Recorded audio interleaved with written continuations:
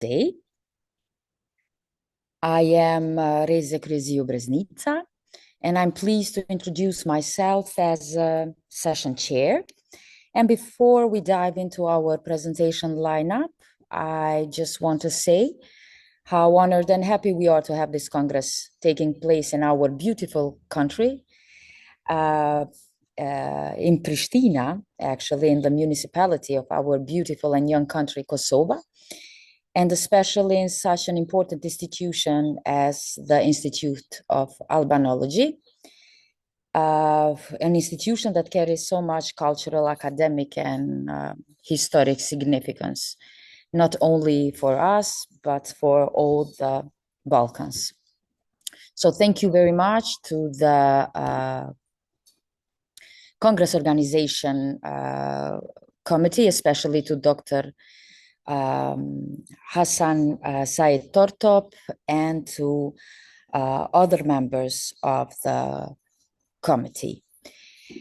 And now, after the short break that we had, we shall start with the first presentation of Dr. Nikola Komatović, with a very, very interesting topic, a very interesting research that we're looking forward to hear.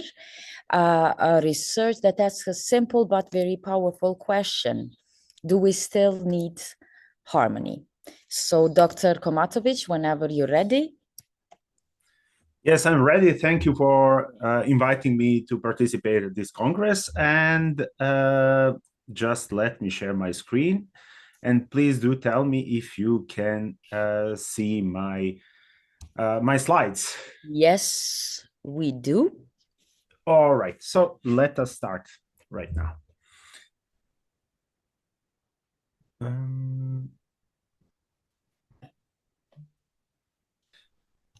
So do you see, just one additional technical question, do you see full screen right now? Because I started the presentation, or yes, do you still...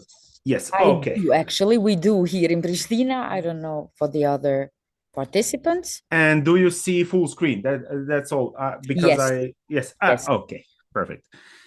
So it is no longer news that the humanities are in a state of crisis. With the rise of highly practical disciplines, foremost among them information technology, which offer greater commercial applicability than ever before, interest in humanities and the arts has reached a historical low.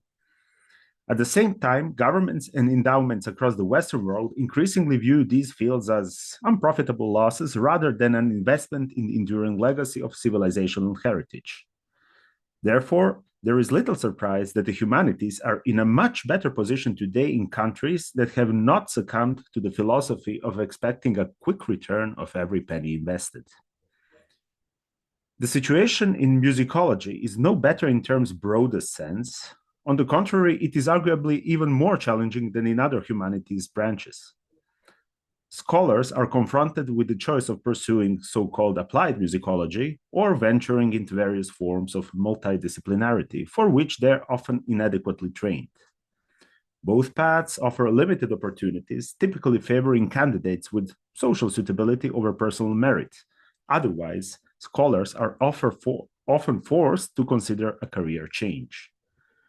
Music harmony has, somewhat paradoxically, been in a state of crisis for so long that its current condition is not as bleak as that of other branches. With this statement, I'm not suggesting that the general crisis of the humanities does not affect harmony. It certainly does and will, but rather nearly a century of ontological questioning within the discipline has made it somewhat resilient. On the other hand, the crisis of harmony has its own distinct history, which I will address in the following section of this paper. In its traditional role, harmony serves three primary purposes. First, it originally emerged as a craft primarily intended for composers to help them master the foundational skills of the common practice period. It was used both to learn specific rules and to analyze the works of other composers. Second, over time, it also became important for performers who increasingly sought to grasp the deeper essence of the works they interpret. And finally, harmonic analysis found its most favored stronghold among theorists and musicologists who, through the insights it provided, have offered the world numerous scholarly contributions. But what is the state of the art now? Perhaps nothing captures the contemporary state of music harmony as a discipline better than an interview I found with the composer Rajko Maksimović from Belgrade, who, as a professor of composition, witnessed an instructive moment with his students back in 1995. He remarked, I quote him, "Just recently, during the winter break, I work on basic harmony with 2 students. They have that subject at the academy, but I could see that something wasn't working. And harmony must be known. Let them disregard it later. Let them not use a single thing from it, but they still have to know it. First of all, they're going to teach it. They'll make a living from it. As composers, they have the right to teach harmony, and they will teach it. No one will make a living from composing, and form, polyphony, orchestration, etc. Those are the craft they must master." To provide some additional context about curriculum in Belgrade Faculty of Music at the time, in earlier times, all the craft subjects such as harmony, counterpoint, orchestration, etc. were integrated into the main composition curriculum and taught by composition professors. Meanwhile, students from other departments such as musicology, pedagogy, conducting, and more recently music theory have taken all those subjects separately and, ironically, often become more proficient in them than their colleagues in the composition department. That system had its advantages and limitations, just as the current arrangement does.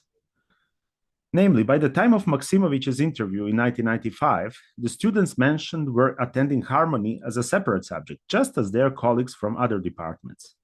But even after the craft disciplines were introduced as such, they were often met with mutual disinterest from both composition students and lecturers.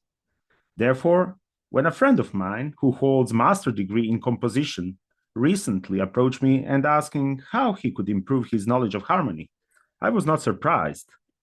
I advised him to get an academic textbook on harmony, read it cover to cover, and practice analysis and 4-part writing. What else could I do? From what I have mentioned, it should be clear that, at least in some academic circles, there is an awareness that harmony remains an important foundation, even for those who may choose not to employ its core principles, whether in their creative language or in the repertoire they analyze. When I refer to core principles, I think primarily of 2 fundamental components of common practice harmony. First is, of course, tonality, and second is chord. As we know, both of these have been increasingly relativized or even entirely deconstructed throughout the 20th century. Now, it is difficult to deny that during the common practice era, and even into the late 19th and early 20th centuries, the traditional study of harmony served as a necessary and solid foundation for the study of composition.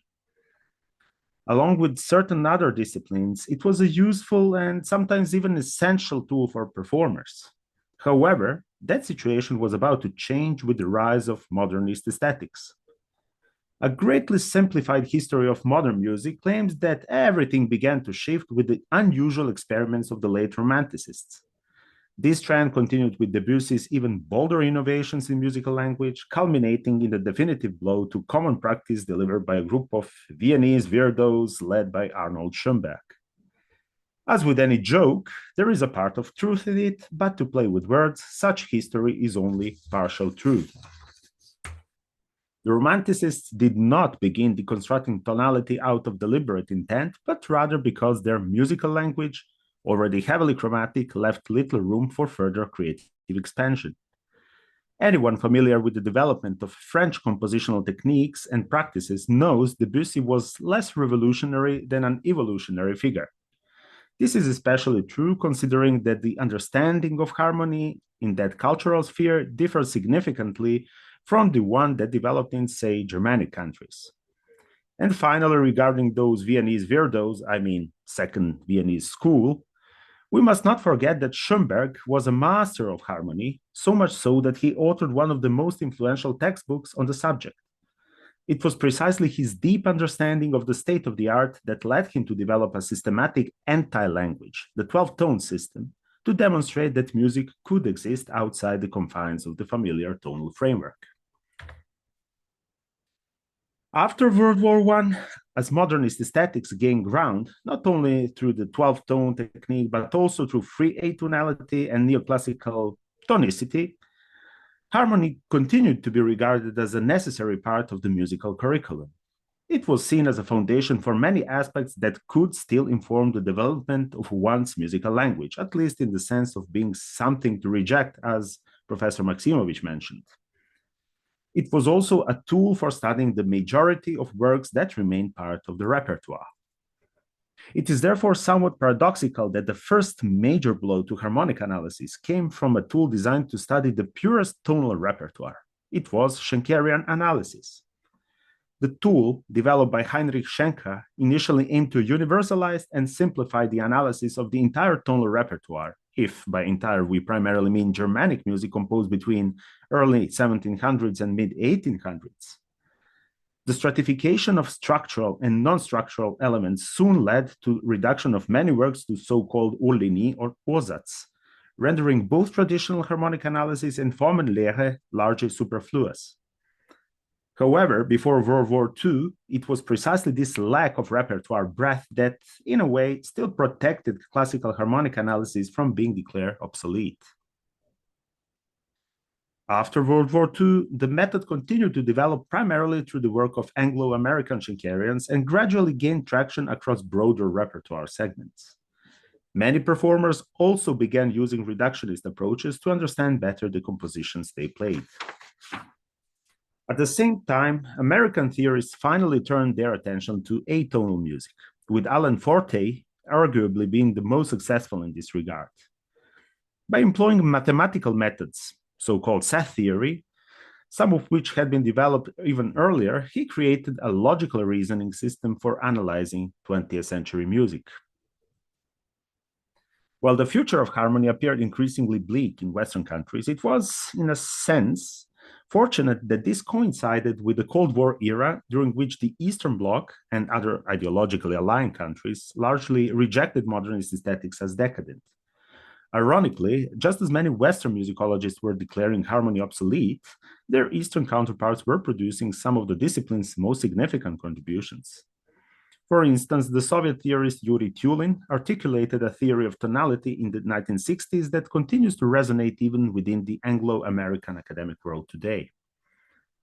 Between the 1970s and 1990s, new methods and approaches intended to replace traditional harmony emerged in rapid succession, and young scholars embraced them with the same excitement children show for new toys. Let us mention Neo-Riemannian theory, tonal pitch space, and Tonfelder theory, just to name a few. Given that computers have played an increasingly prominent role in music analysis since the late 20th century, not to mention recent developments of artificial intelligence, does this signal the final blow to harmonic analysis or even to any form of human-developed traditional approach to musical creation? Let us attempt to offer some answers. As a great enthusiast of horology, the science of timekeeping, I can hardly avoid drawing parallels between the state of harmony and various types of watches. I own a modest but diverse collection of timepieces, including different kinds of clocks, vintage mechanical watches, quartz models, and even radio-synchronized devices. One of my favorite pieces in the collection is my granddad's old pocket watch from the first half of the 20th century. It has a glitch, though. Sometimes it stopped exactly at the same time. Concretely, 5 hours and 10 minutes, of course equally AM or PM.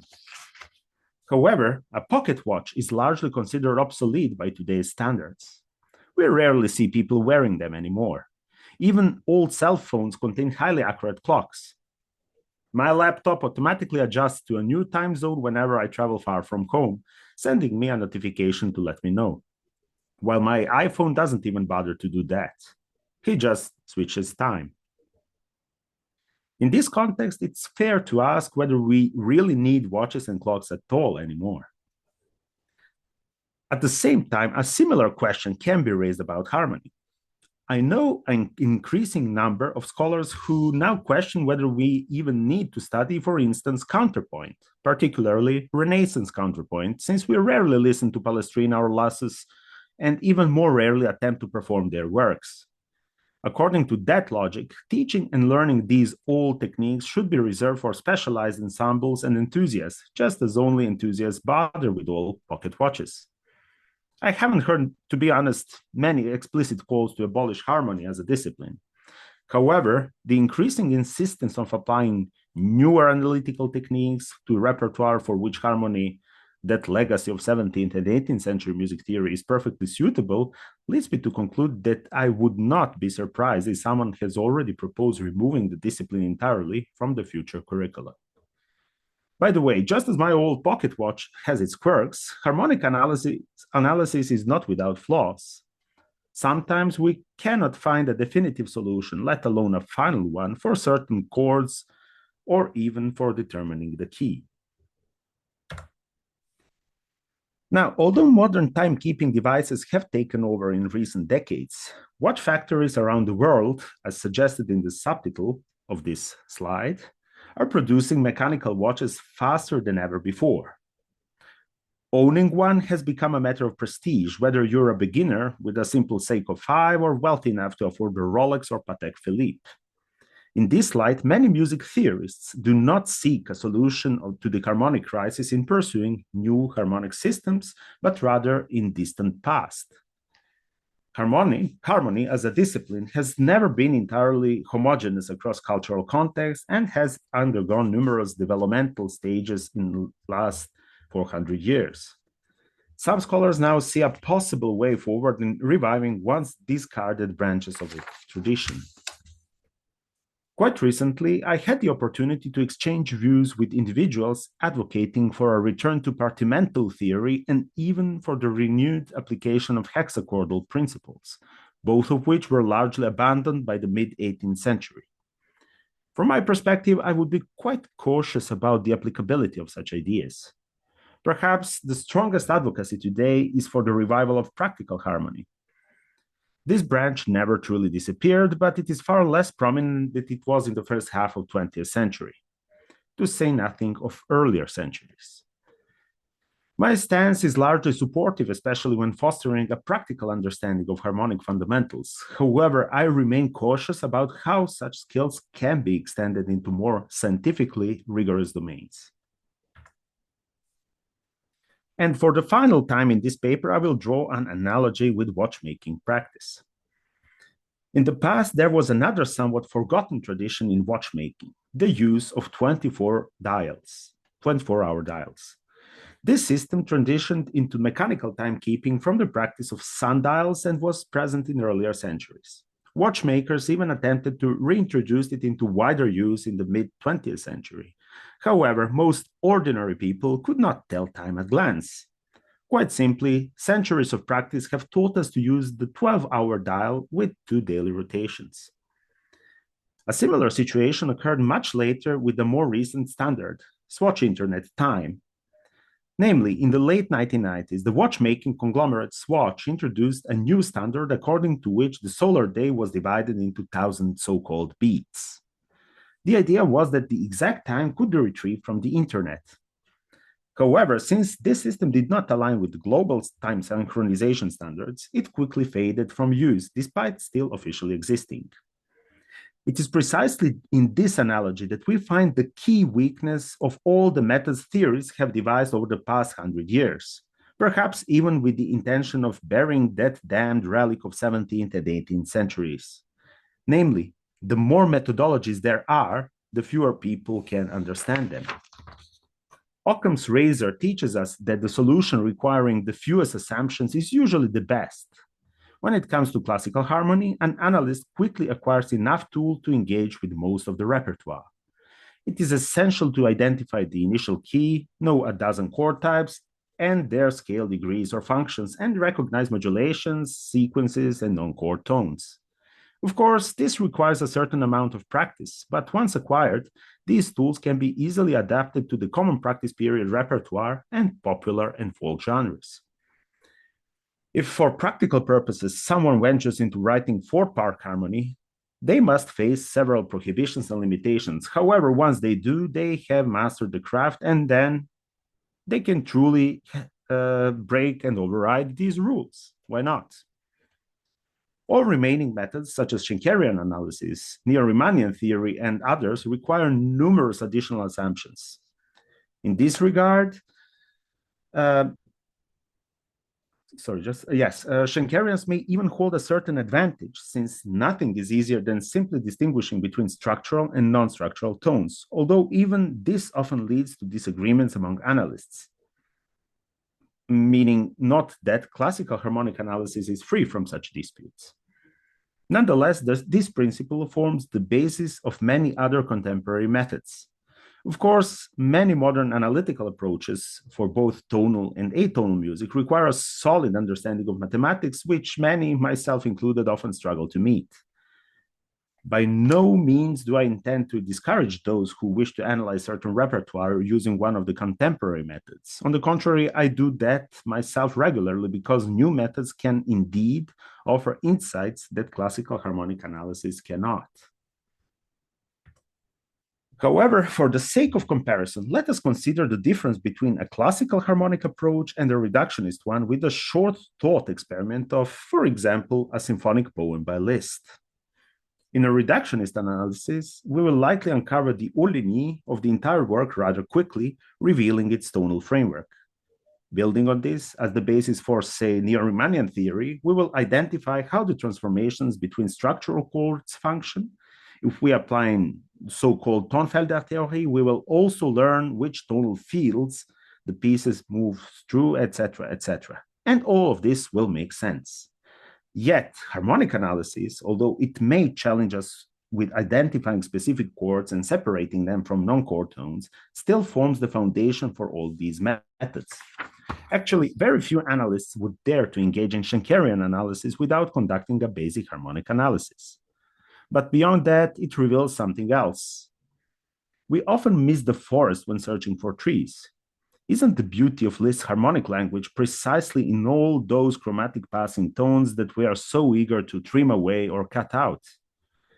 In traditional harmonic analysis, we put those harmonies in parentheses and we might comment upon them. In reductionist methods, we often eliminate them on the first level. And to conclude, I have a bonus. I will end this paper with a brief yet necessary conclusion, especially in light of recent developments over the past few years.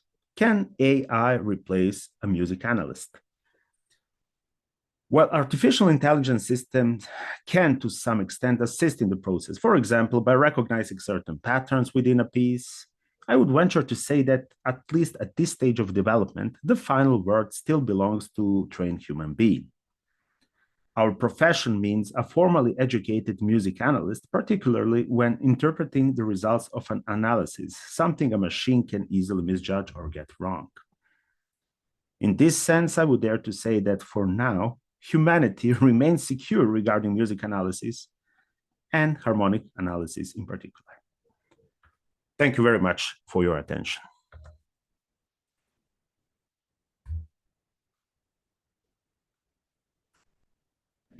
Thank you very much, Professor Komatović. It was a very interesting comparison also with watches and that industry development. We are open for discussion now. If there is any question.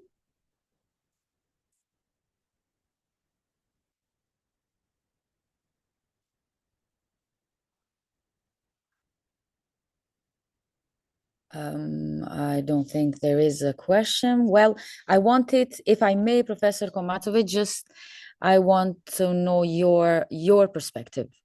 I see that you laid your research in the very popular scientist as Schenker, who thinks the harmony is the backbone of music. What about today? We know what happened in 20th century, and I do agree with your conclusion that once you mastered it, you can be the one who could break the rules. But what do you think today, especially in the Western European who invented the harmony professionally? What do you think today? Do we still need harmony?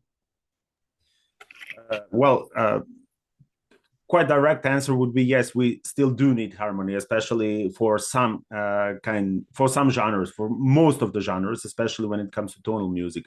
But the thing is about Western Europe, it's more heterogeneous now than it ever was. Of course, they still in the Western European conservatories and academies, and actually also in the American conservatories and academies, they still teach harmony. That's a good point.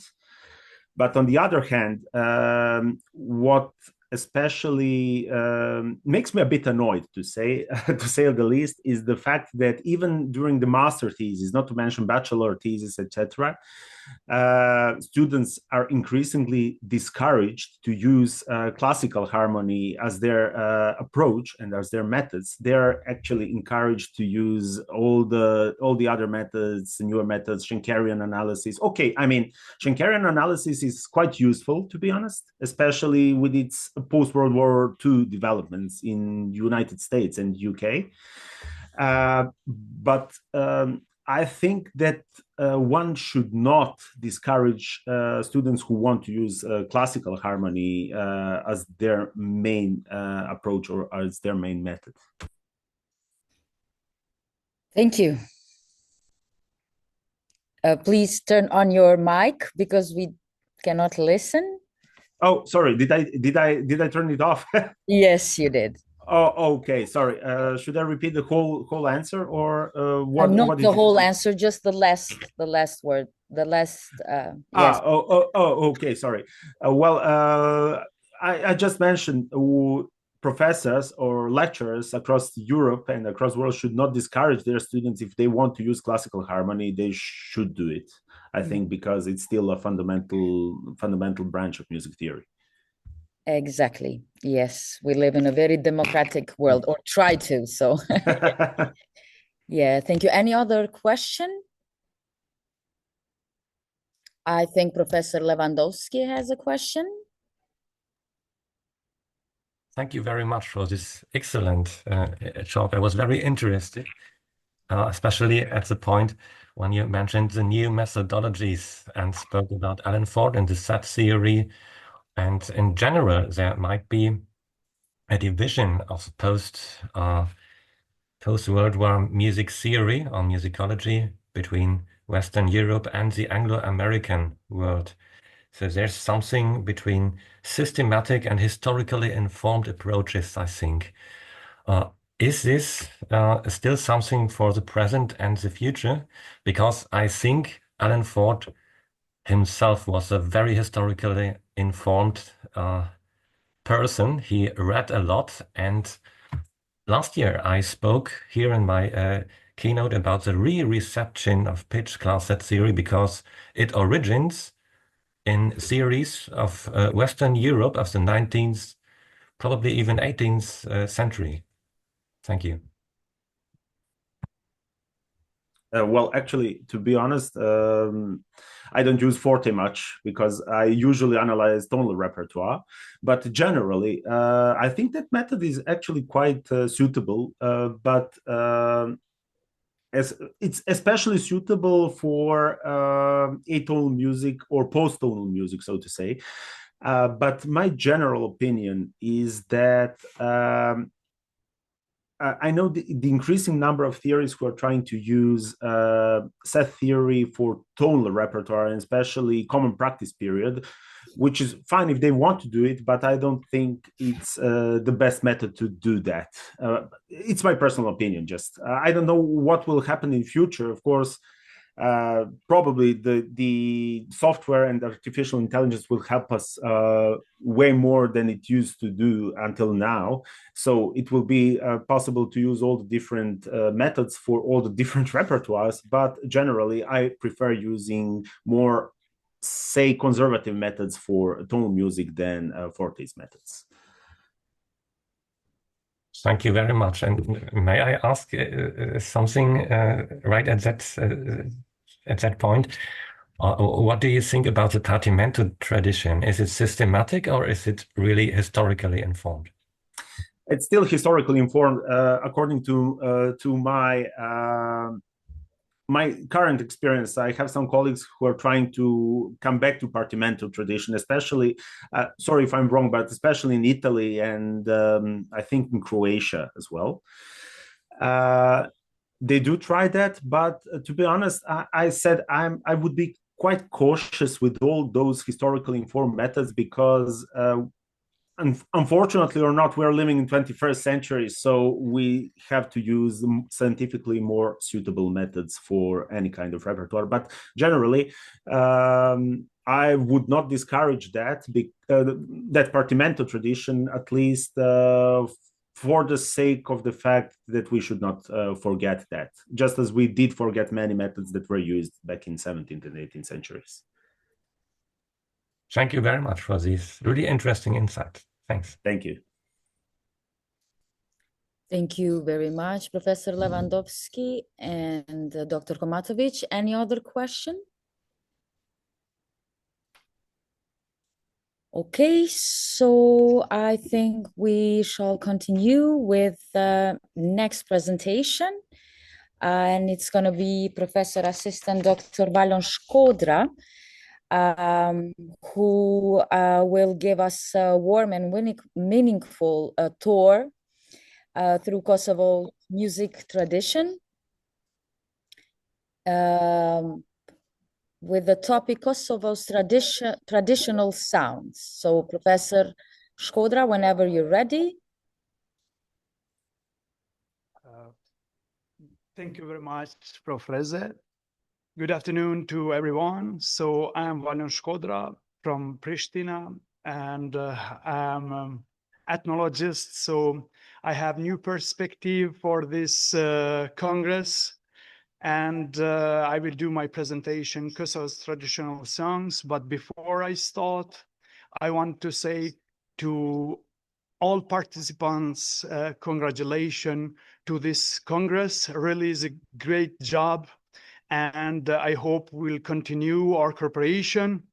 So this is very good. So as I mentioned, my Professor Reze mentioned, like a topic for this Congress is Kosovo's traditional songs.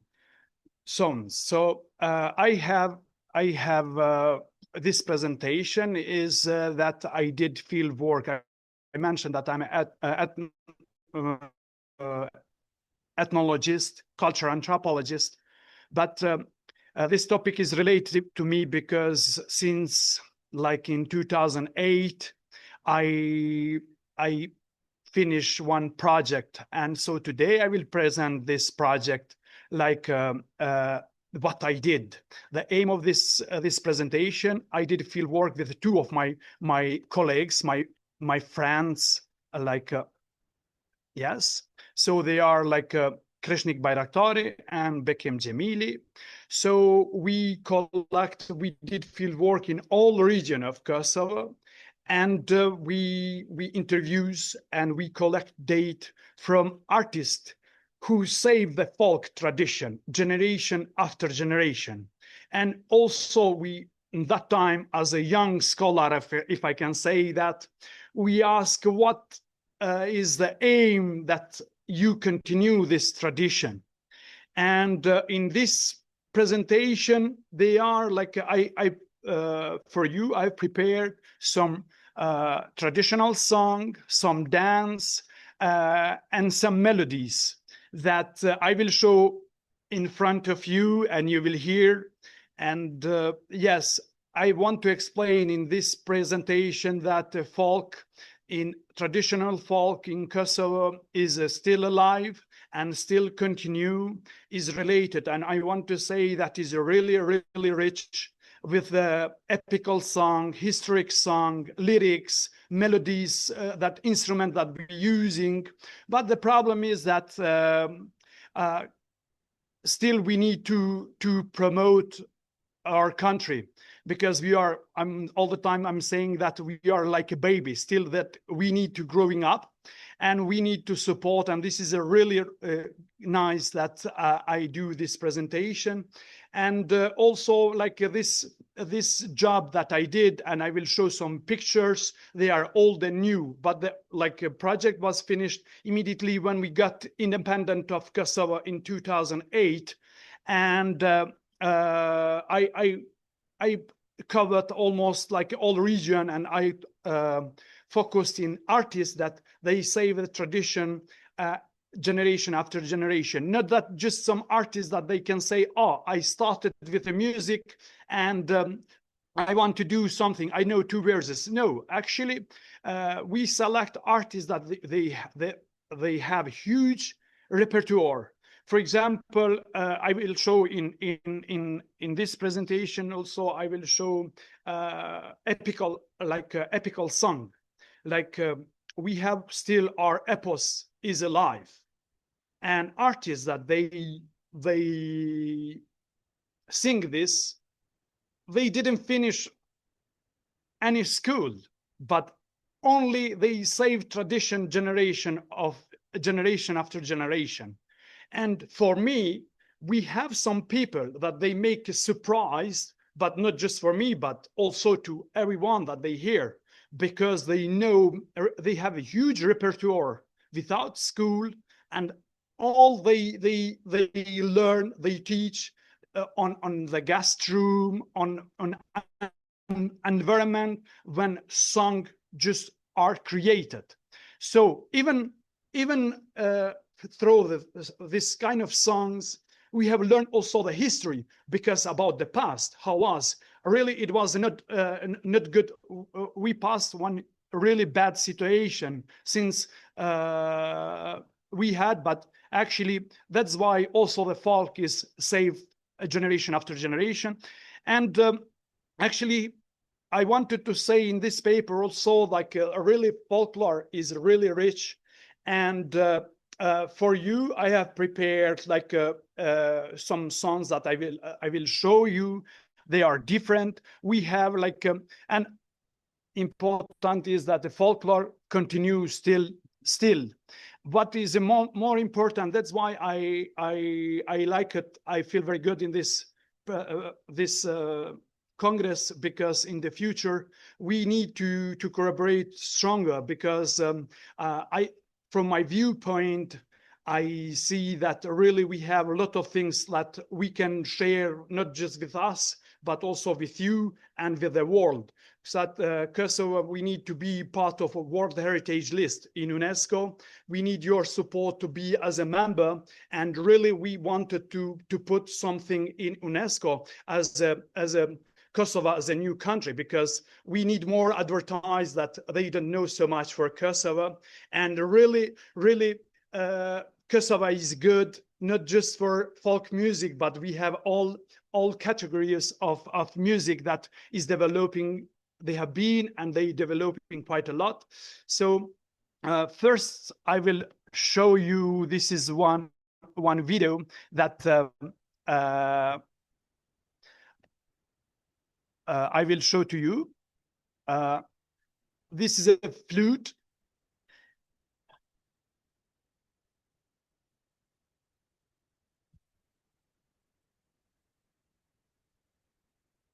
I hope you're hearing this.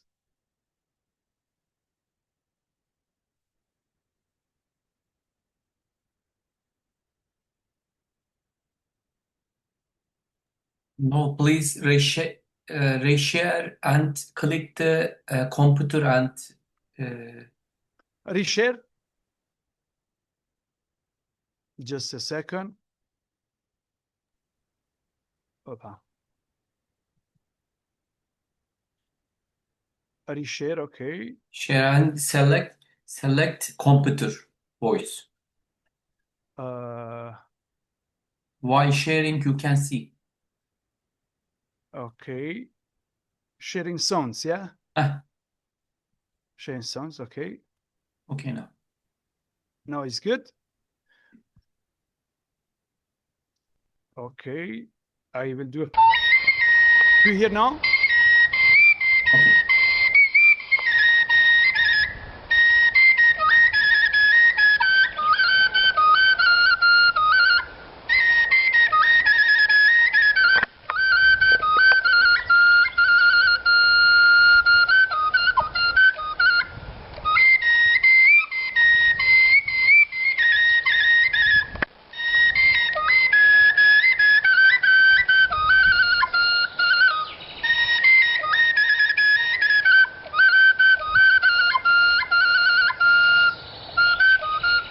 So perhaps the video is not so good, because in that time, in 2008, when we record these materials, it was not so high, not so well prepared with the videos, like with camera that we have. But we try. It's good that we listen the voice, and we can see like some things that we have been in field work, and we try to introduce to finish this project. Like they have been like artists that for interview we have select like an individual person, but also in group, because they depend on various songs that we have and they wanted to present. We try to record. It's not good quality perhaps for now, but in that time was very good. I mean, so okay, I will not take your time. I want you to show for you.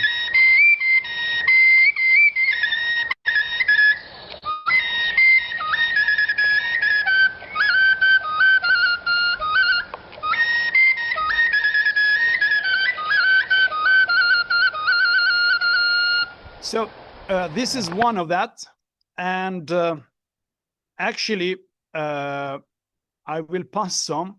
This is another ensemble that the thing is that in that time when we did record, is not that we have prepared them how to look like. Just we went there without information, so just to see how they are able to sing. And really they surprise us, because they doing great job. For example, this is one ensemble, Shkodra ensemble from Drenas in center of Kosova. They have almost half century, 55 years almost, they doing contribution, and is a nice ensemble. So we have cooperated very well with them, and they help us with the different melodies, and still they continuing. So important is in that time when we got independent, condition of Kosovo, they have been very small to everyone. They did it with willingness. They didn't work with any money. Like just when we asked why you doing, you saving this tradition, they say that, oh, we just because of love, we doing for pleasure. And this is like a very good and very important for us. Then now this ensemble, of course, now our country is growing up, and we had like they support, like Minister of Culture, they care for ensemble, they give some donation, because they do promotion, they participate in some international concert as well, and also municipality they support. Now the things are changed, but it was difficult in that time, because no support from no one, just from the willingness. And it's good that is save this folklore. So I wanted to see, this is in group, I want to see for you one video how they doing. This is because they have an environment, they doing practice for the concert. And this is one lyrical song how we have. You see, we have a different instrument here, as we call it, like a chifteli, sharki, and def, like a tamburan.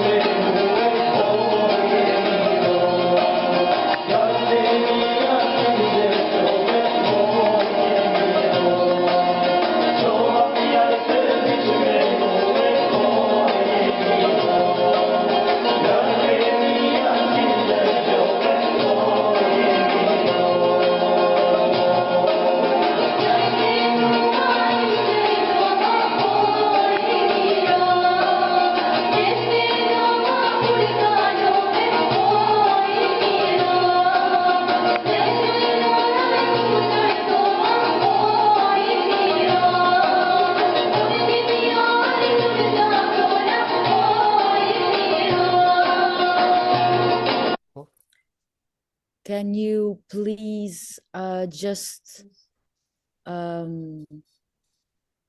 answer the question of Professor Valon, because he's very concerned if you can listen the music samples that he's showing for the moment. Just any of you. Or if not. I can hear all the examples. Everything's working correctly for me. Okay. So Thank you very much. okay, I will continue.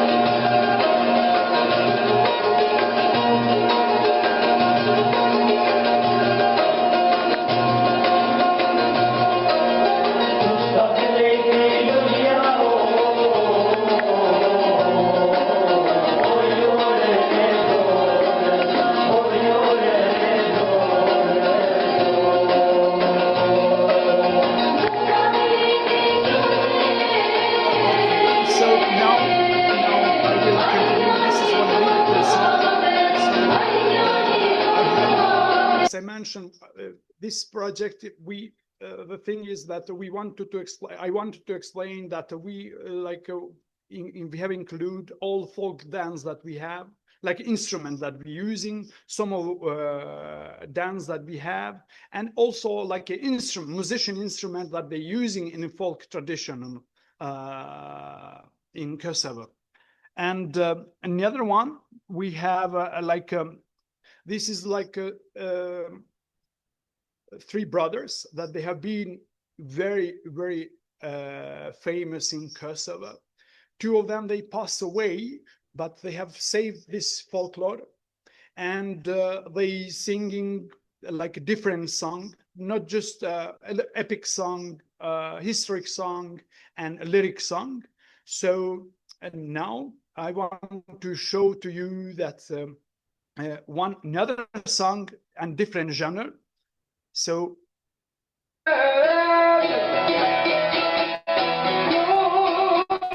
also this is like a lyric song from traditional dance.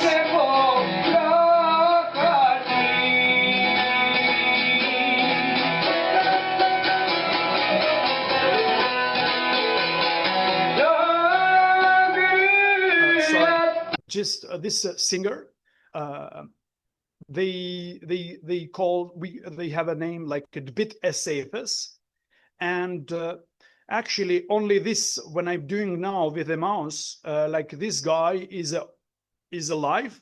These two, they passed away, and but the thing is that the son of them still they singing. They continue this tradition, and they are quite famous, like in some feast, they doing some wedding, they doing also for pleasure, but they want to continue. Also, grandfather of them, they sing.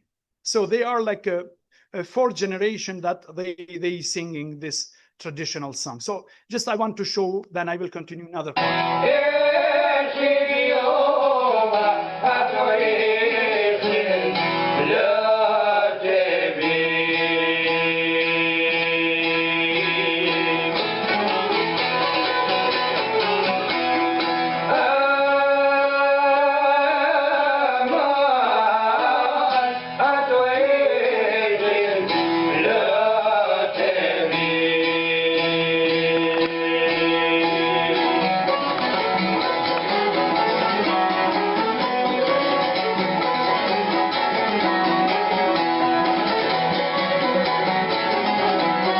Okay, so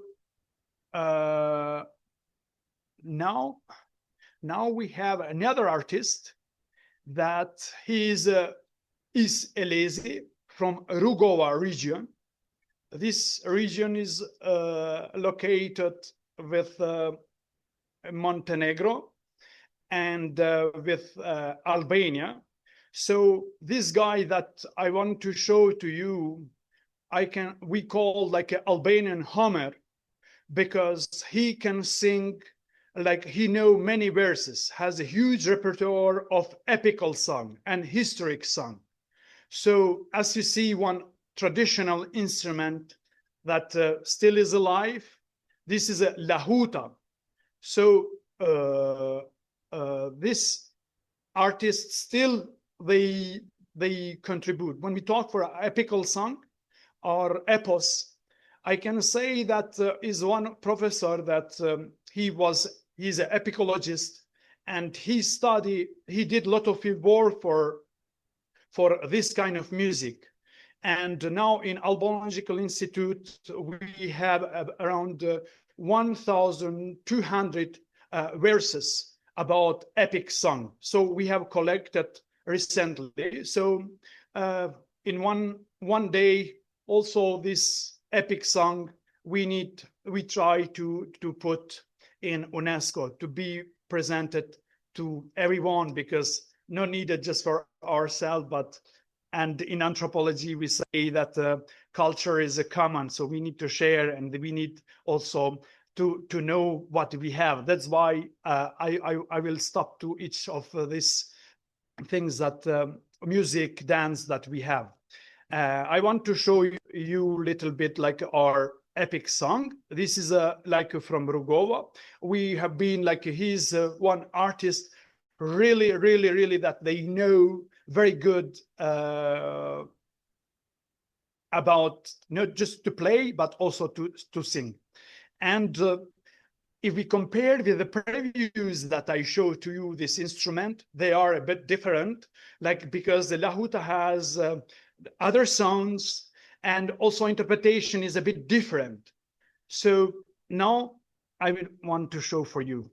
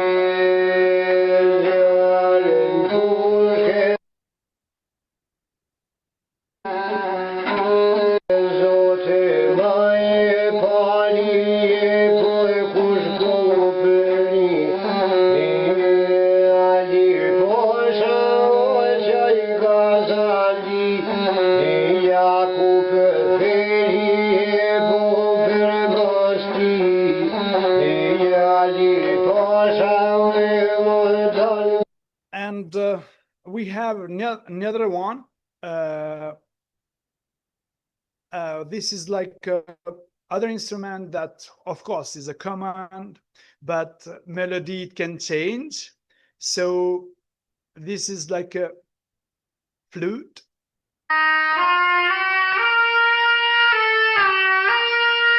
And about this melody that the gentleman artist showed for us, in our culture, in our tradition, is very old. And people, they saved it. They didn't write it, but through the song they transmit. This is also for you.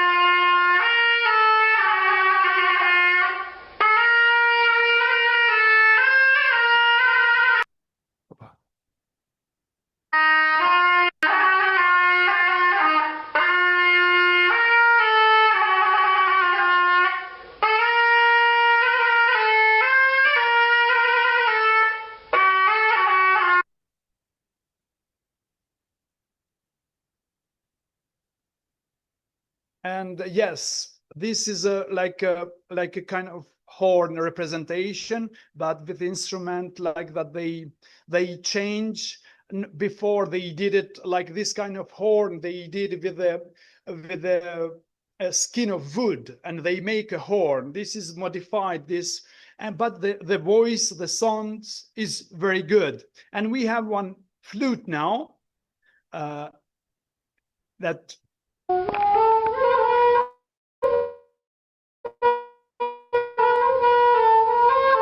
interpretation of one ballad that in Albanian we call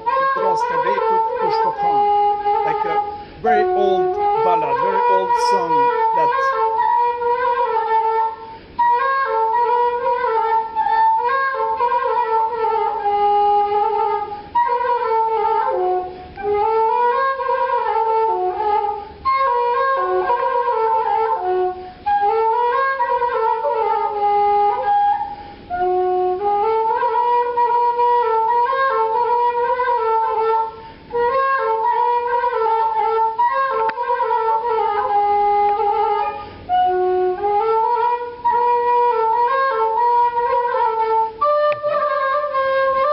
to take the time. Now this is one melody with the leaves of tree. This is also that it's used in many places, but it's not used in all regions, to some places, and has nice voice and nice melody. So melody with leaves. We have, as you see, we have recorded, and you can see live. This still they continuing.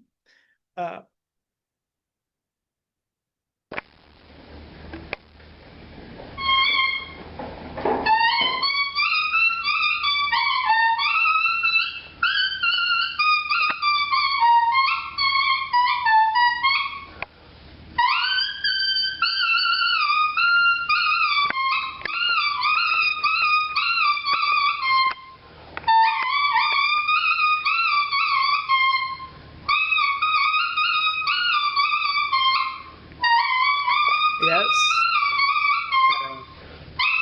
I will continue.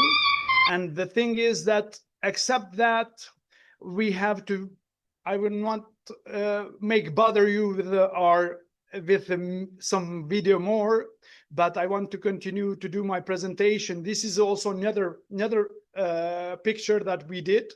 This is a bagpipe, not in Scotland, to Irish culture as well, but in Kosovo. Still, we using bagpipe in our culture as well. And not so many people, they practicing this, but still is alive.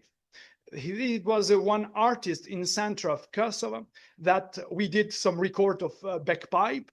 And bagpipe now they use in some ensemble, but the thing is not so popular if we compare with other instruments that I showed to you previously.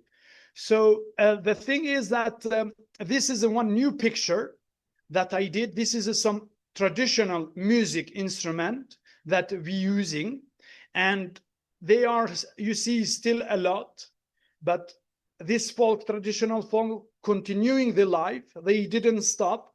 Perhaps they can change a little bit in interpretation, but still they continuing. Like musician instrument, you can buy in Kosovo everywhere. So this picture that I took, I did field work in a bazaar 2 years ago, and that I wanted to show for you. So the thing is that they working is not just they selling, but there are many people that they working. And this is an instrument, traditional instrument that we call çiftelia.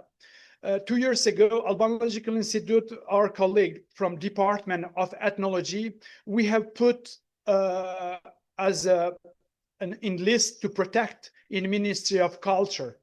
So they continuing the life.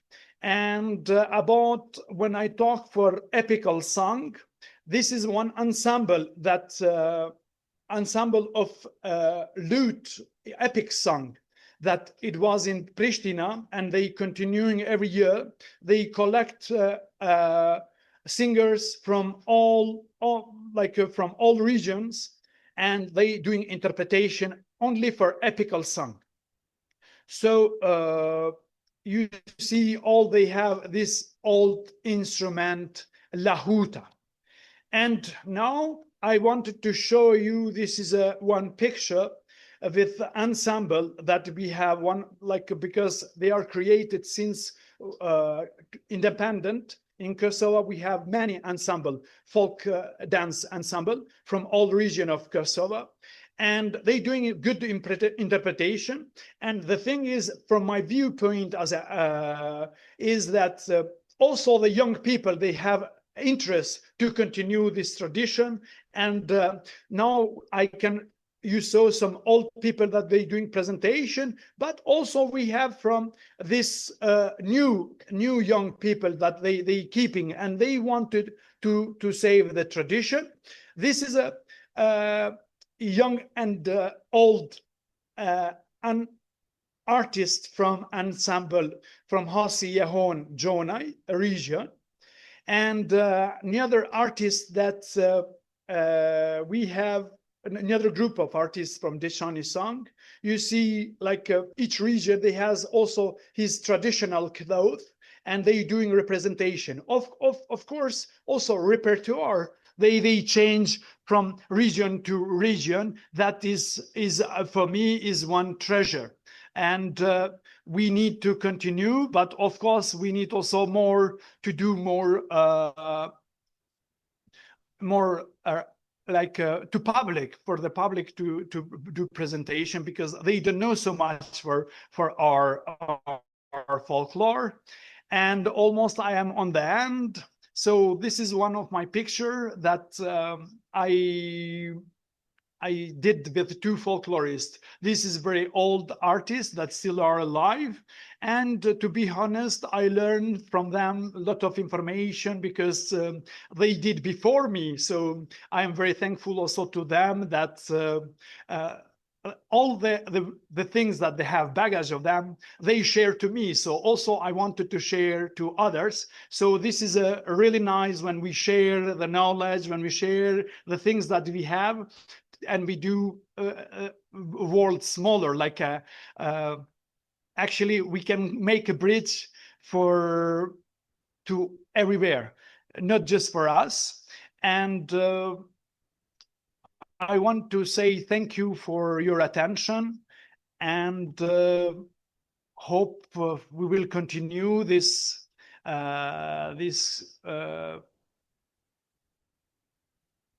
with the conference and others. So I want, before I end it, you see that really Kosovo is small, but all the time I'm saying Kosovo is like a diamond, because it's very rich in cultural heritage, but not just for traditional folk, but also for other kind of music. So I hope one day you will come in Kosovo, and we will continue our cooperation. Kosovo is a really nice place, a lot of things to visit, a lot of things to see, a lot of things to hear, has a huge history, very deep. So you are welcome anytime. You have my address, so you'll be my guest. Thank you very much.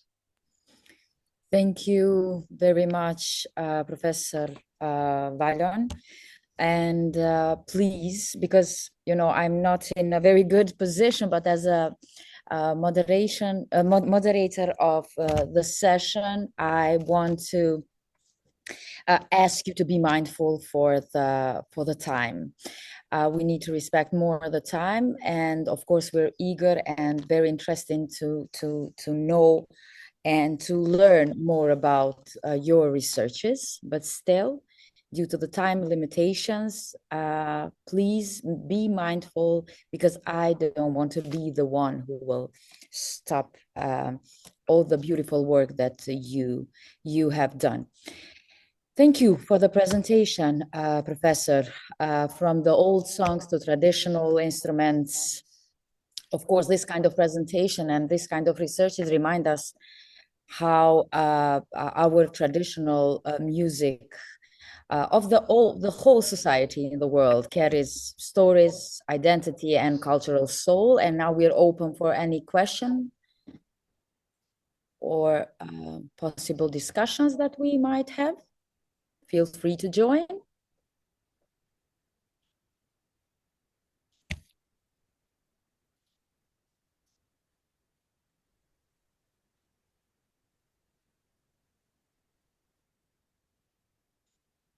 So I think we can move forward, and we will go back to another topic that, as I can see also in the Congress, concerns us a lot.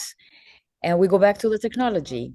So now it's time for the presentation of Nana Amowi Dawson. And I do apologize if I do not pronounce names in the right way. So you're free also to correct me. And her topic is music, technology, and humanity. I think Dawson is here.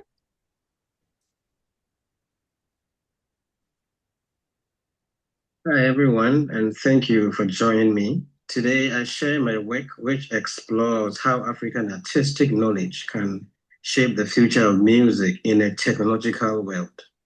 I will introduce you to Asempeyetia, a framework developed from my experience as a composer, navigating both indigenous and academic spaces. Rooted in Akan Mfanti storytelling traditions, it provides a decolonial approach for creating new sonic and visual forms in the era of the fourth industrial revolution. Throughout my studies, I realized that excellence in music, as well as in most fields, in my part of the world, is presented or defined from one perspective, that is the Eurocentric perspective. Western tonality, Western analysis, and Western technologies often determine what is serious or can be scholarly. Meanwhile, African creative intelligence, oral, communal, spiritual, is treated as secondary. I began to question who gets to define excellence, who gets to theorize creativity. This became the root of my artistic inquiry and exploration. I grounded this work in the theory of epistemic disobedience. Walter Mignolo and African thinkers such as Nketia Agau and Lovu and Sefade remind us that challenging dominant knowledge systems require refusing to think only through Western frameworks. It is a call to reclaim the legitimacy of our own intellectual traditions. For me, this meant treating Ghanaian sonic memory not as a relic to archive or analyze from a distance, but as a theoretical engine, a living source from which new music, new methods, and new can be created. Epistemic disobedience therefore gives African composition intellectual authority, affirming that our creativity is not derivative, it is original scholarship. My doctoral project focused on revitalizing the Kozi, a Ghanaian Akan Mfanti folklore, which houses several art forms including Kozi, Anansesem, Toli, and Abakosem. These traditions shaped how I understood the world as a child, how we learned morality, history, community, and imagination. But today, they are declining.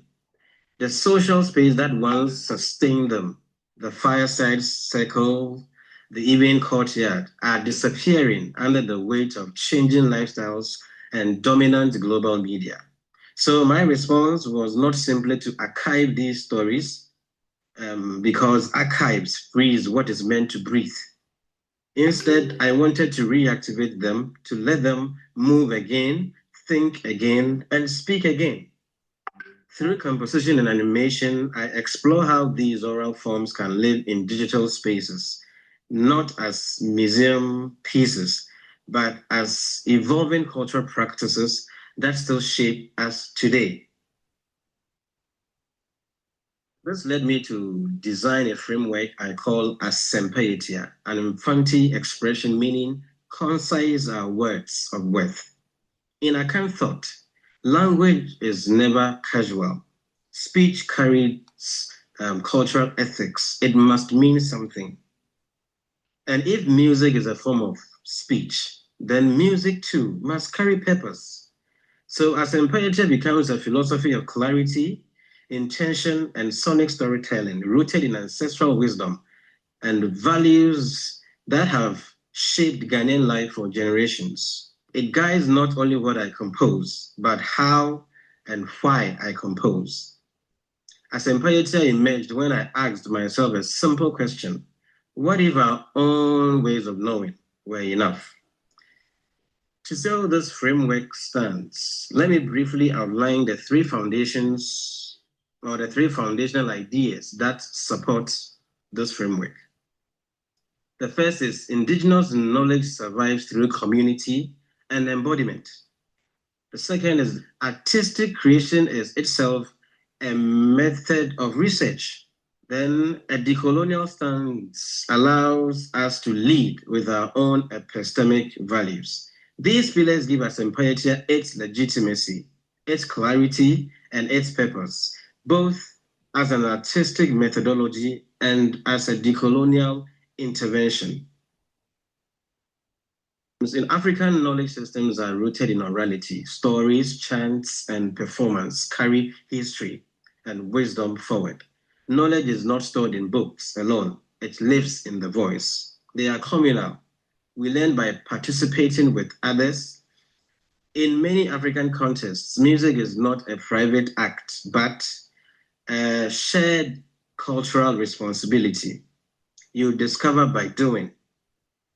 They are also deeply symbolic. A proverb, a drum rhythm, even a gesture can hold multiple layers of meaning. Understanding comes through context, not just explanation. And knowledge is embodied. The body itself becomes the archive. Movement, breath, and rhythm retain what is not written down. So in this worldview, knowledge is alive, relational, and dynamic, constantly renewed through interaction. It cannot be fully captured in notation or text alone. It requires research methods that listen through the body and recognize that performance is also philosophy. In many academic contexts, especially ethnomusicology, research has traditionally focused on documenting culture, that is, observing, recording, analyzing from a distance. But artistic research takes a different stance. Here, creation becomes the method. We do not separate the art from the inquiry. We learn by making. Composition itself becomes a way of asking questions. What if this rhythm carries a proverb? What happens if this rhythm carries a proverb? What emotional truth can sound reveal that text cannot? My studio becomes a field site, a space where experimentation, intuition, memory, and cultural logic come together. In this process, sound becomes theory. The knowledge is not something I extract from culture. It is something I co-produce with culture through performance and imagination. Artistic research, therefore, allows African creativity to speak for itself as a system of thought, not only an object of study. Decoloniality challenges the long history of research that has treated culture as something to extract, something to take, analyze, and publish elsewhere. In those models, communities give knowledge whilst others take credit. My work takes the opposite approach. It centers autonomy, that is a right for African creativity to define its own value and operate on its own philosophical terms. In this framework, African creativity leads, Western tools follow, and technology must adapt to culture, not the reverse. Decolonial artistic research is therefore not only about preserving tradition, it is about transforming the terms of creation so that indigenous knowledge is not simply represented but empowered. It becomes a space where Ancestral logic drives innovation, and the future is built on the ground of who we are. Now, let me talk about the three-part process of this framework. The framework unfolds in three interconnected stages. The first is cultural excavation, that is returning home to memory, stories, and sonic values. The second is compositional translation, reshaping those values into new forms. And the third is audio-visual reinscription, that is reinserting them into digital contexts. It is not linear, it loops like indigenous time. For my project, under cultural excavation, this is what I did. So I spoke with master drummers, linguists, storytellers, and traditionalists. I also observed performances, decoded proverbs, and listened deeply. Not all knowledge was accessible.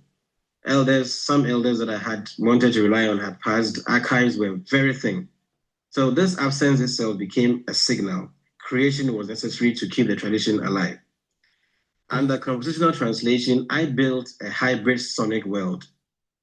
I blended indigenous rhythms, vocal textures, organic sounds, and electro-musical effects. After that, I subjected them to digital sound manipulations and also experimented with symbolic motifs. For the final work, a patriotic line became a thematic anchor, honoring Ghanaian unity intention.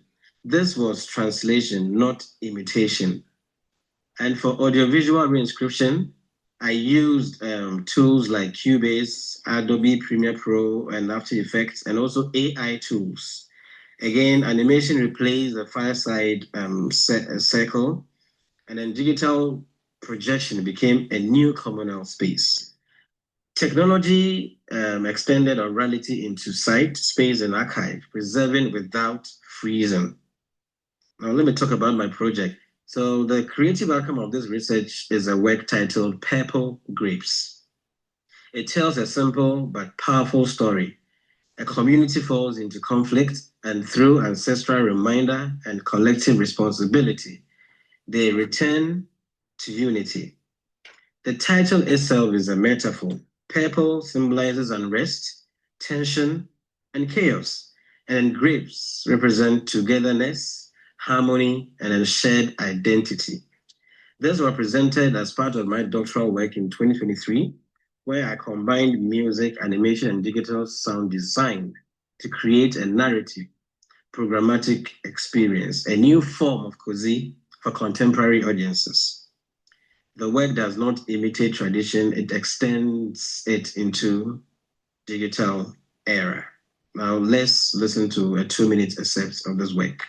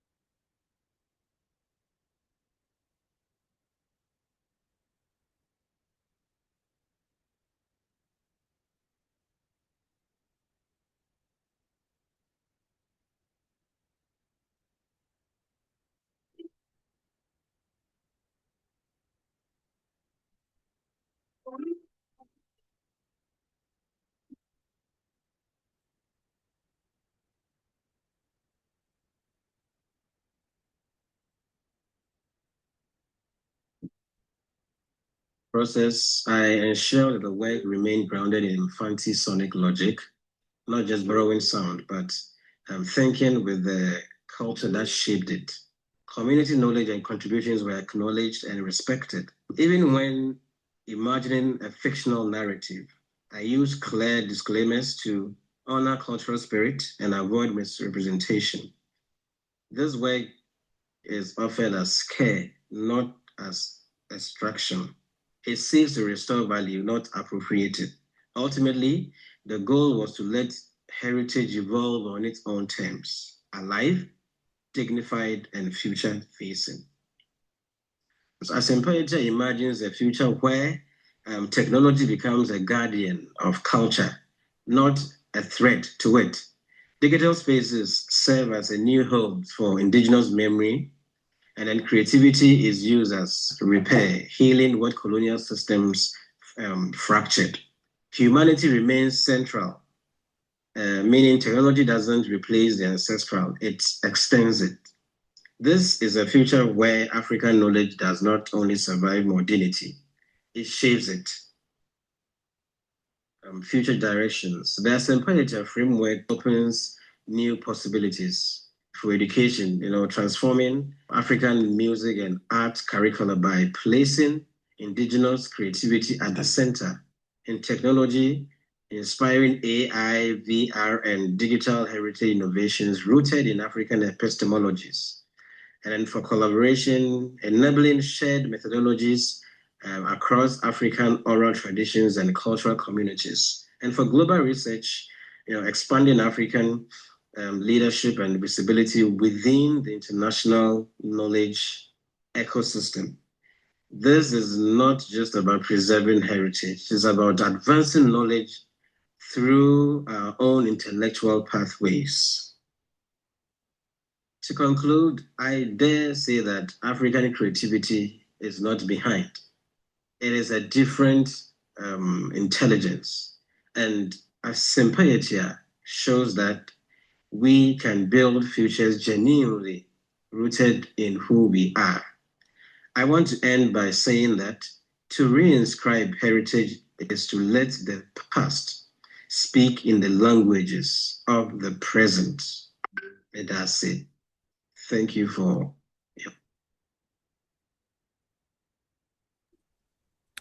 Thank you very much.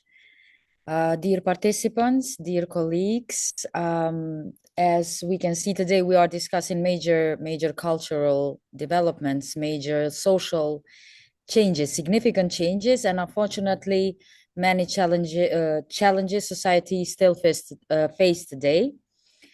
For example, currently there is no electricity in some parts of Africa, especially in Ghana, where our presenter would join us today. So please feel free to send any questions or further inquiries to the email address that we can provide by the conference.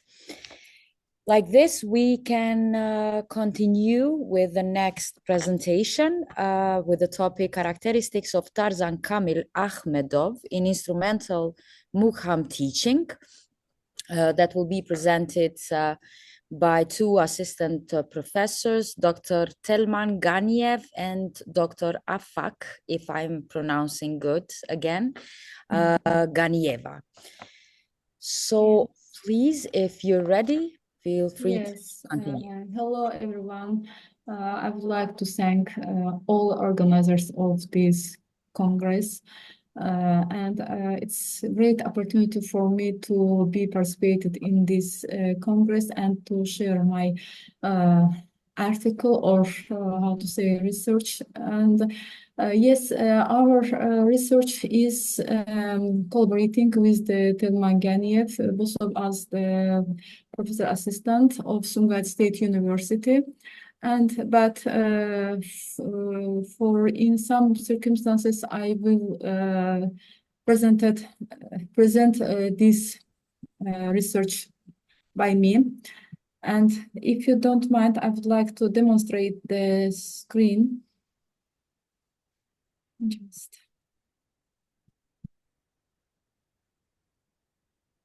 Okay. name of my research is characteristic of Tarzan Kamil Ahmedov in instrumental mugam teaching.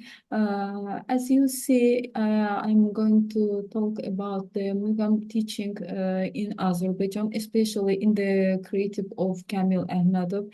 He is one of the most popular and master performancer in the field of the Azerbaijan professional music as mugam. I can say the culture, art, and artistic heritage of the Azerbaijan people have a generous old history. The music art of the people has improved over the centuries and has passed a unique circle development and reached a high level of the modern times. I would like to say that it should be noted that our folk music, professional music, creativity based on the oral traditional has become the even richer and has taken its rightful place among universal values. And our philosophers and the musicologists based on the teaching of great Üzeyir Bey, which is the foundation. It's based on the Üzeyir Hacıbey research and here taken the Azerbaijan music based, and all our composers creativity based on the creativity and the conclusions of the research of Üzeyir Hacıbey. And today we'll learn all about our music, our mugam music from his creature.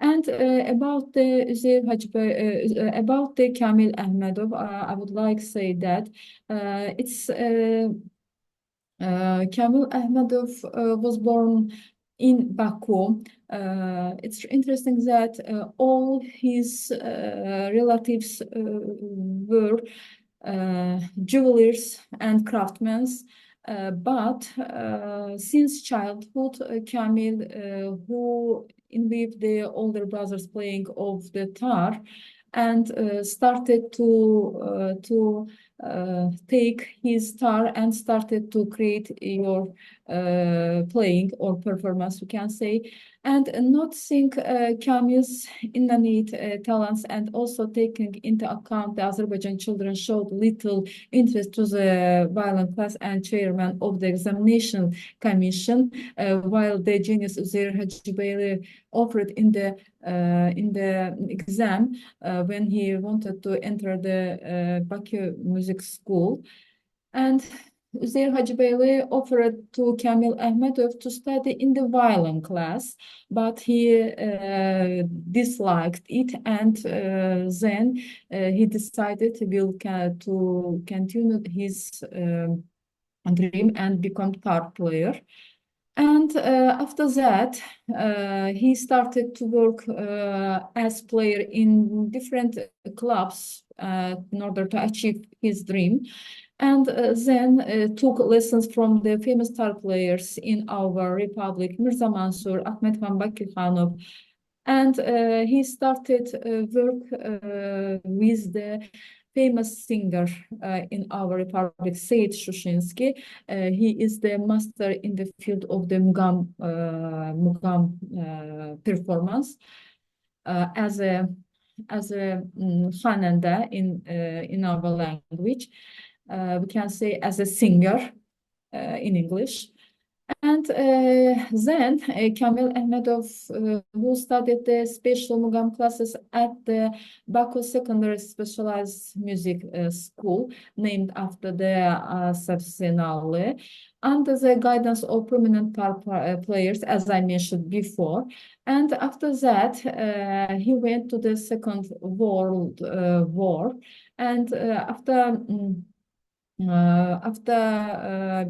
coming back from the war, Kamil Ahmedov returned to his native school, and while continuing his education and worked as an accompanist in the class of, as I mentioned, Seyit Shushinsky. And also Kamil Ahmedov worked in the Sumgayit, where I live at that moment, and he has been working here since 1965 to 1970, and for this year, I would like mention students of Kamil Ahmedov.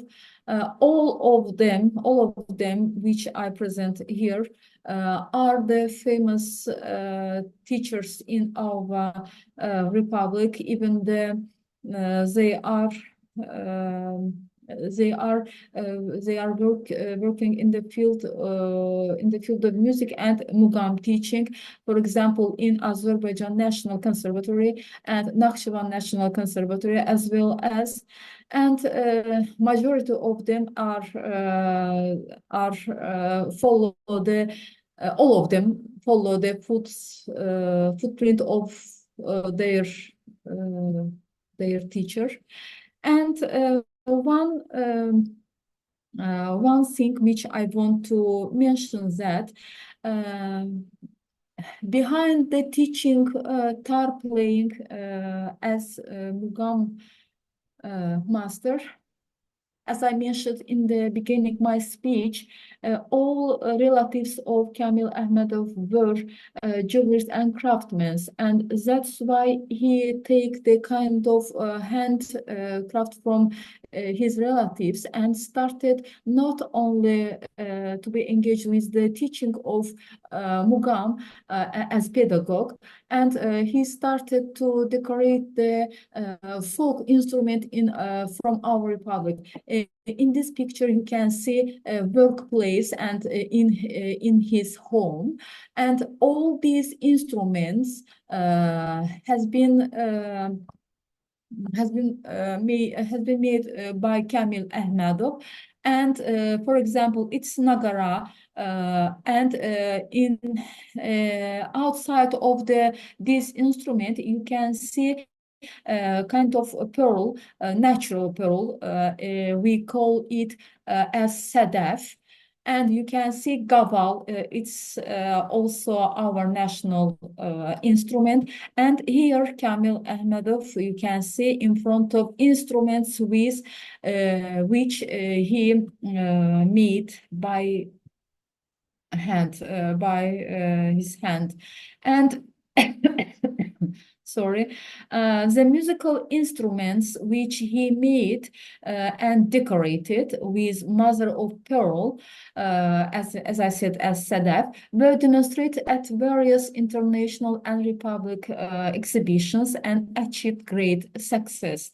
And then I would like to talk about the Kamil Ahmedov's innovation, which he brought the tar performancing.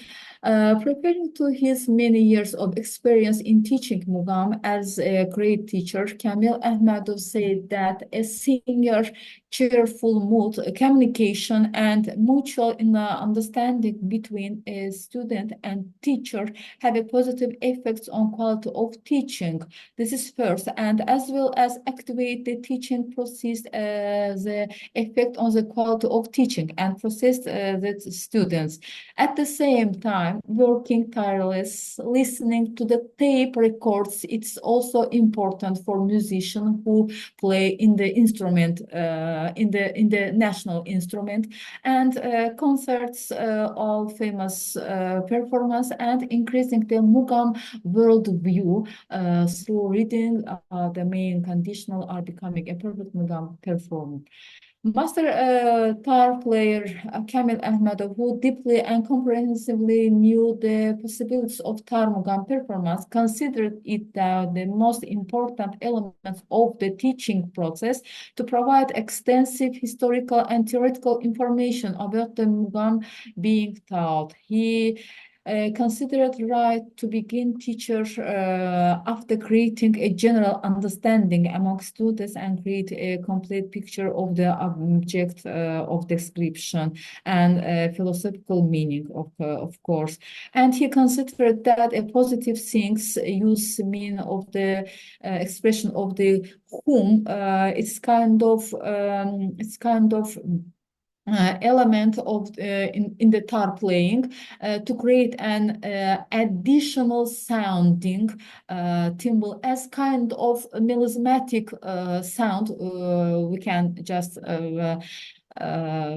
understand kind of. In this case, the tar is pressed to the chest from the pelvic part and through the right wrist, and the arm part of slightly pulled back, and the left hand also bringing the string into harmony, which creates a harmonic effect in mugam performance. Here I would like to show you Kamil Ahmedov's tar playing, if you don't mind.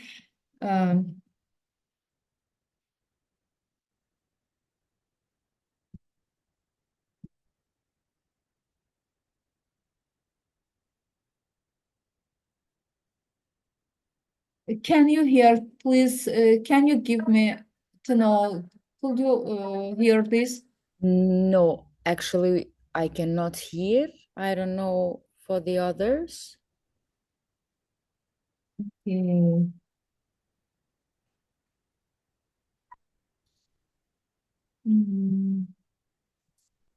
But how to do it in order to make sound?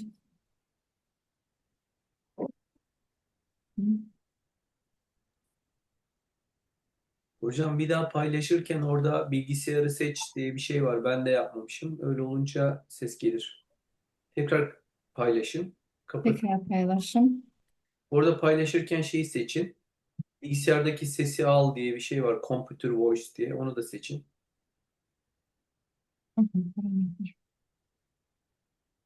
Belki size bunu İkisi de seçildi mi? paylaşırsam, bunu paylaşırsam daha iyi olur diye. Şimdi çalışır.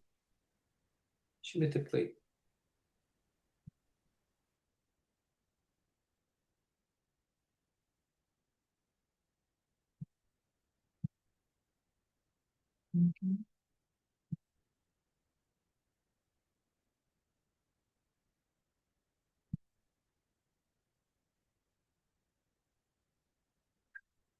Ses geliyor mu?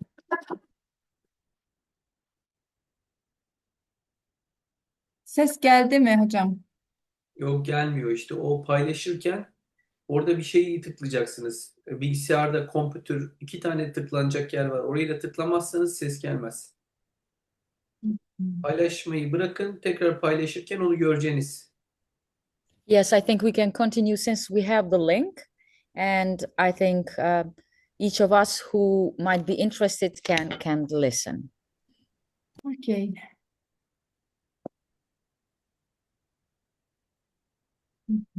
Nice.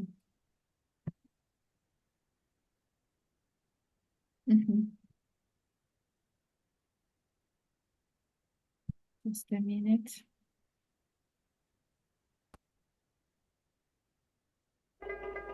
Geliyor. Oldu mu? Olmadıysa ben Oldu hocam, oldu.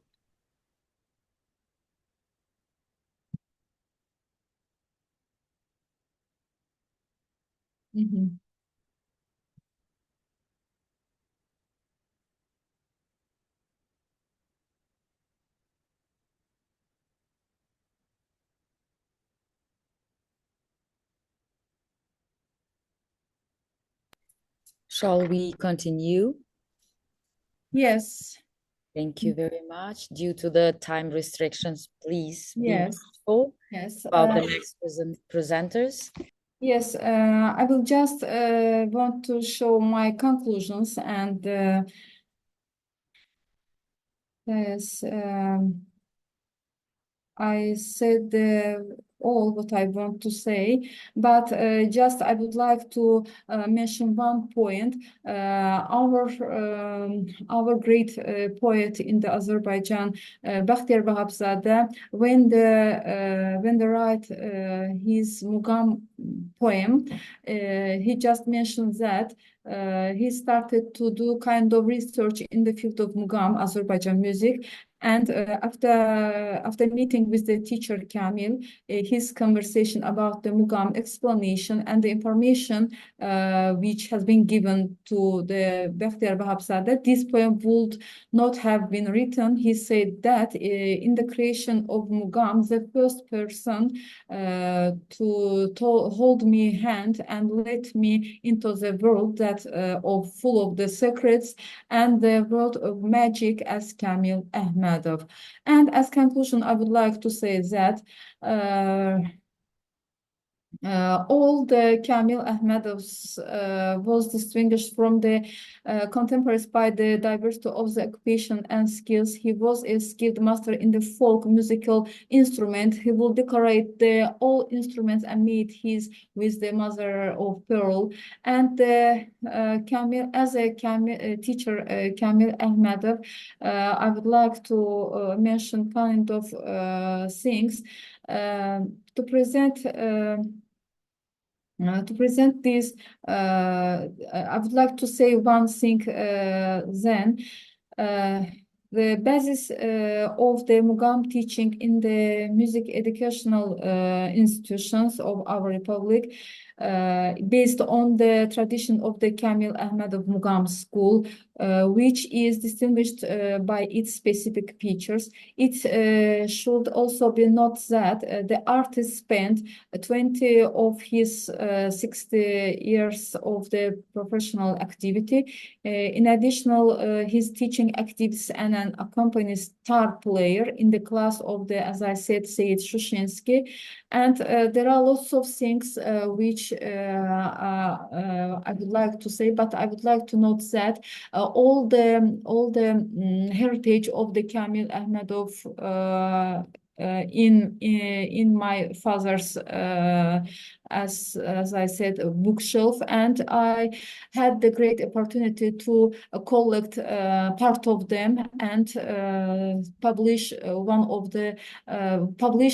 book about the creativity of Kamil Ahmedov, and it's great pleasure for me to say it.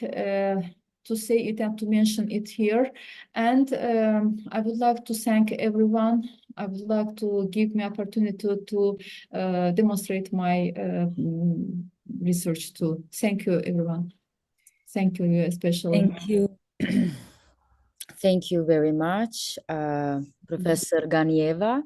Yes. Now we are open for discussion. Any possible questions that we might have?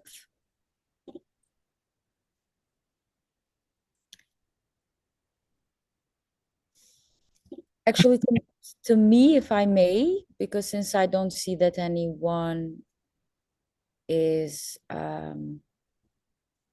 no, there is no one who would address a question. To me, this was very interesting. It's not a topic that we didn't see here or a presentation that we didn't see for our personalities, because such we have in here also. To me, was very interesting because we have many things in common, especially personalities such as Mr. Ahmedov. We have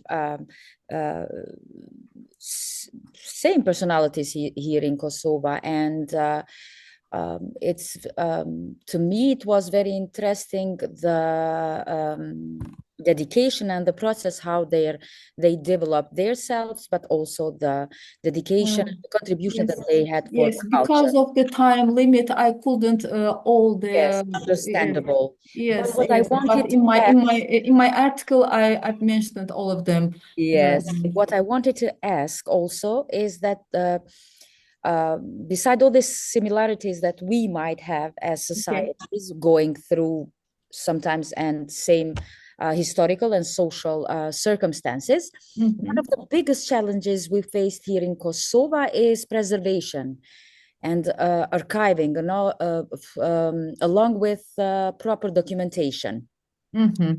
What is the situation like over there? Are the institutions taking real care of it? Or it's mostly individual initiatives like yours or like your father? How are the institutions keeping things alive today, especially dedicated to Especially, it's a great personalities problem. who Yeah, made yes, reforms and developed in some period of time the culture of the country. To be honest, in our country, it's kind of, for example, we have the Mugam Center in every region, and the basic in the Baku, is in Baku, and the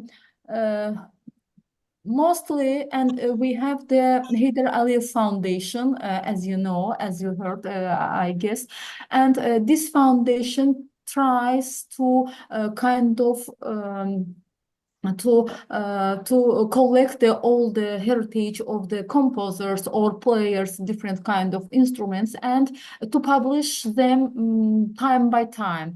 But it's not easy to do it for everyone, because Mugam, one of the widespreadly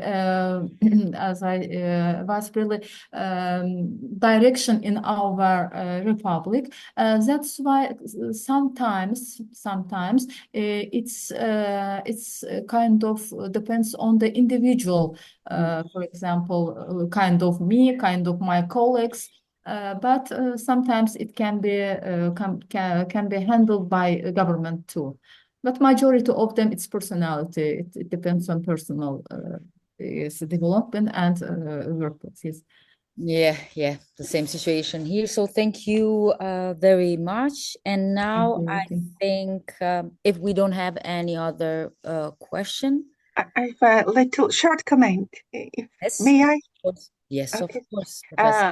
Thank you, dearies, for your brilliant sharing, and every time I find out that we have much in common. Maybe a different cultural landscape, but we have similar codes in our cultures, and the Rust Congress is a brilliant tool to share all our ideas and to find these codes, maybe. And that's why I was talking about free science.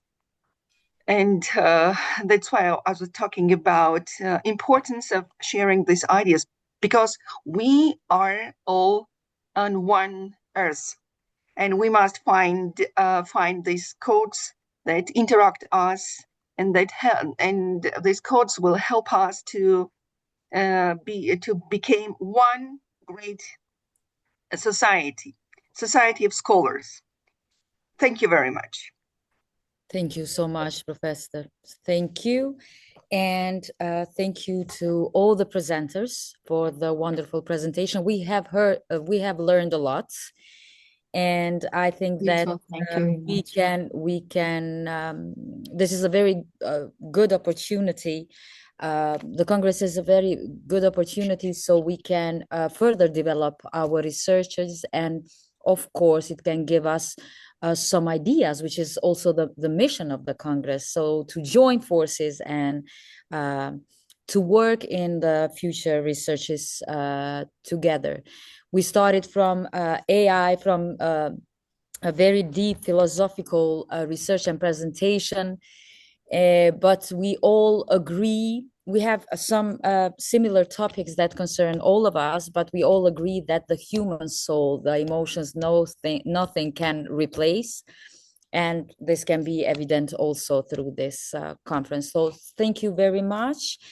We now, I think, Professor Hassan, we have